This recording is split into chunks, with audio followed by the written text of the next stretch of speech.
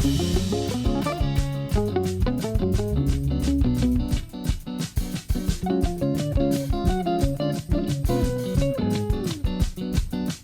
didn't want to carry the copy of Mein Kampf, and we just found out today that Russell Brand, a great comedian in the UK, is putting out a book called Mein Kampfy Wamphy. Will you guys carry that book? I suspect we will. We have a very simple policy, just to tell you quickly, and we started this from the beginning, and as opposed to saying it was a That's mistake. Heather Reisman. She's the CEO of Indigo, Canada's biggest bookstore, in an old interview with the CBC's George Stroumboulopoulos, and talking about why her company decided to pull Adolf Hitler's book Mein Kampf from sale. Mein Kampf is the Nazi leader's manifesto that he wrote outlining why he became anti-Semitic and his political plans for world domination. A few years later, Indigo also stopped selling a magazine that showed the Danish cartoons depicting the Prophet Muhammad for fear of putting their store employees in danger. And over the years, it's dropped other books for denying the Holocaust or whitewashing Indigenous experiences. But this week, Indigo pulled a book from its shelves and website because of complaints about what isn't in it. Palestinian voices don't need to be included at the exclusion of Jewish voices, right? And you don't need to support Palestinians at the expense of Jewish people. And this is what we're unfortunately seeing a lot. And in my view, that can be fixed. We can do something about that. I'm Ellen Besner, and this is what Jewish Canada sounds like for Thursday, December the 16th, 2021. Welcome to the CJN Daily, sponsored by Metropia.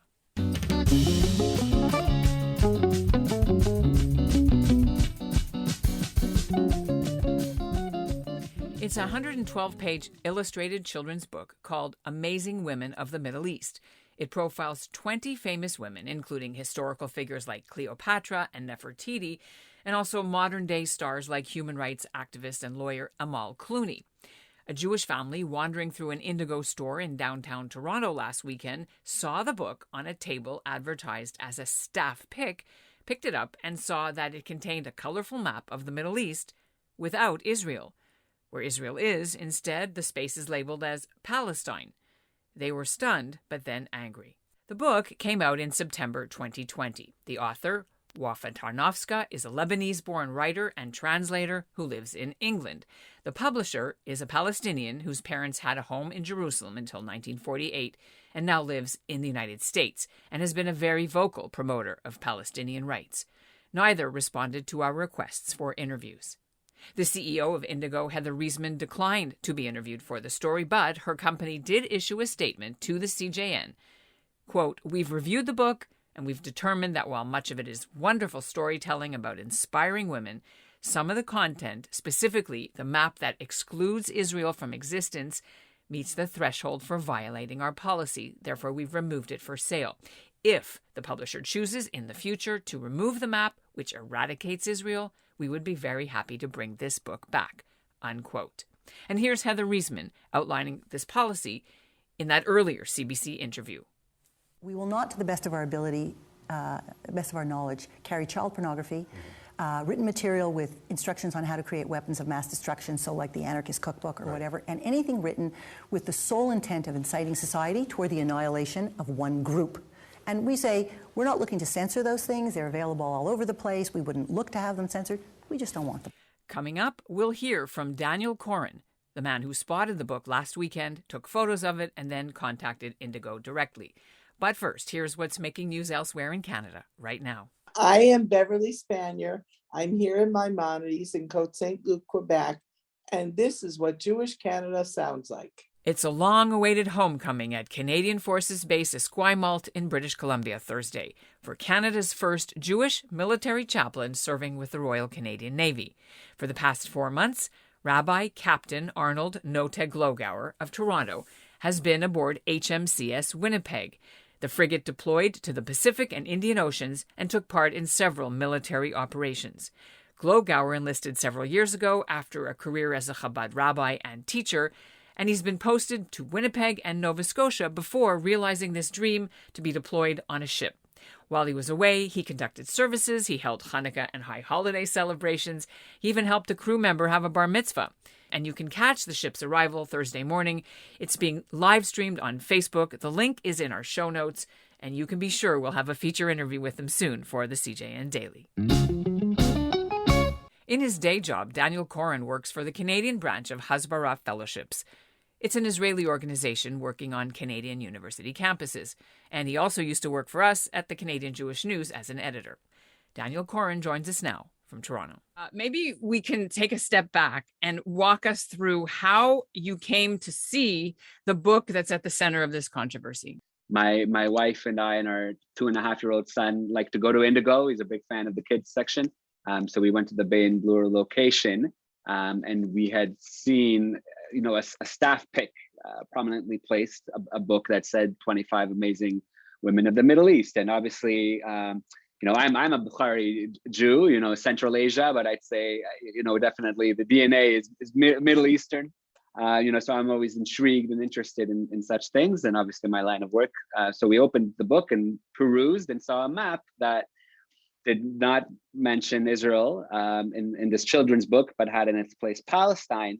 And what I would say was particularly unique about this map was it wasn't a historical map of any kind, because it had United Arab Emirates, which was established in 1971, but it also had Jordan and Palestine. And then, so it clearly wasn't historically correct by any means. And obviously there was no mention of Israel.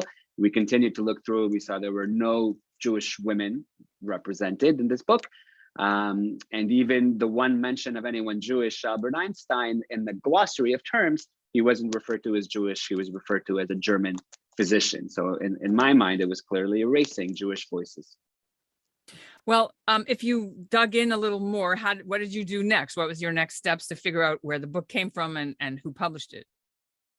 Yeah, so obviously, because I do this type of work, I'm no stranger to to these types of scenarios, unfortunately. So I had reached out immediately to the publisher, Crocodile Books, which is, I believe, part of Interlink Publishing, and I notified them right away. For me, I'm not the type to right away scream and rabble, because a lot of times, in my view, you have to give people the benefit of the doubt, asking, not in an angry way, but, as I like to do, letting them know, hey, are you aware that you were erasing Jewish history? And this is revisionism, certainly not something that should be in any children's book. I haven't yet heard a reply. I did then reach out to Heather Reisman, obviously of Indigo, and she responded, and some of her staff responded very promptly, which was very impressive. And that's at public bookstores. What about online? So online, it was still on Amazon last I checked. It was removed from Indigo.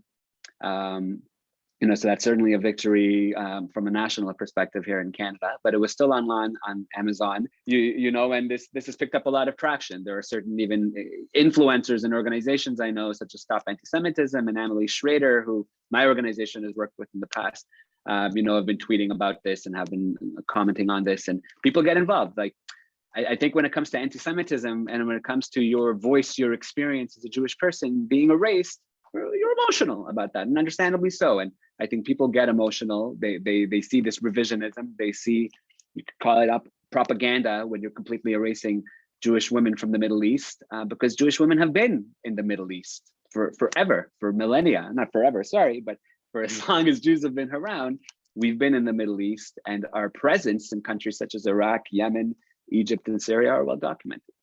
The book is still widely available elsewhere in Canada. The Toronto Public Library features it and has 9 copies. Montreal's has some too. And retailers from Audrey's Books in Edmonton to the Bookmark in Halifax offer it for sale. This certainly isn't the first time children's books written about the Israel-Palestine conflict have stirred up controversy in this country. In 2004, Deborah Ellis's book 3 Wishes was banned or restricted at several school boards for its portrayal of Israeli soldiers as violent and inhumane.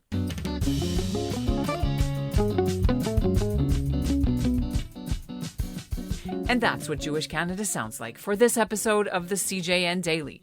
It's sponsored by Metropia, Integrity, Community, Quality, and Customer Care. Today's listener shout-out goes to Ira Gluskin in Palm Beach, Florida. He is also on the CJN's board, but he listens to the show on his phone going out for walks. Thanks, Ira, for getting in touch. And we'll end the episode with a sneak peek of an upcoming show When we take a look at how the largest Jewish seniors residence in Montreal, Maimonides, marked 1 year since its patients were among the first people in Quebec to get their first dose of COVID vaccines. 60 people died at Maimonides during the pandemic. It's hard to forget. 1 year ago, I was stuck in my room. Now, there's the vaccines. We're able to get out, see people. It's a lot better now.